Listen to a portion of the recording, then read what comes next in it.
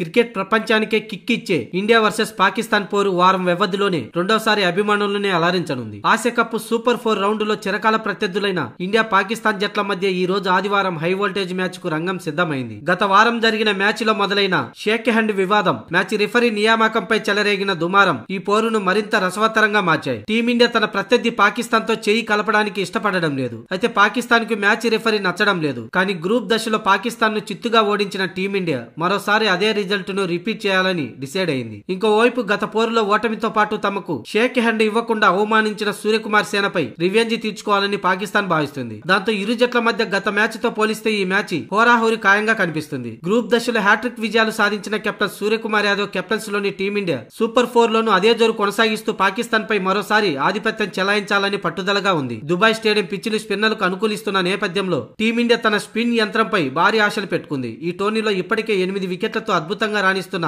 కుల్దీప్ యాదవ్ తో పాటు అక్షర్ పటేల్, వరుణ్ చక్రవర్తి Pakistan batting lineup ను కట్టడి చేయడంలో కీలకం కానున్నారు. అయితే ఈ మ్యాచ్ లో మాకు అందరికంటే కూడా తమకు అత్యంత ప్రమాదకరమైన ప్లేయర్ ఎవరో చెప్పాడు షోయబ్ అఖ్తర్. తమ బౌలర్లు ఓపెనర్ అభిషేక్ శర్మను ఎంత త్వరగా పెవిలియన్ పంపితే అంత మంచిది. కుదిరితే తొలి ఓవర్లోనే అతన్ని వికెట్ తీయడం ఎంతో కీలకం. అంతేకాదు కెప్టెన్ సూర్య వికెట్ కూడా తమ జట్టు ఈ మ్యాచ్ లో గెలవాలంటే తీసి తీరాల్సిందేనంటూ షోయబ్ అఖ్తర్ పేర్కొన్నాడు. అలాగే టీమిండియా స్పిన్నర్ల నుంచి తమ జట్టుకు కఠిన సవాల్ తప్పదని, ఈ విభాగంలో తమ జట్టు అధిగమిస్తే మాత్రం టీమిండియాపై పైచేయి సాధించే అవకాశం ఉందని షోయబ్ అఖ్తర్ అన్నాడు. ఏది ఏమైనా గత మ్యాచ్ కంటే ఈ మ్యాచ్ మాత్రం కొంచెం భిన్నంగా ఉండే అవకాశం ఉందని షోయబ్ అఖ్తర్ అన్నాడు.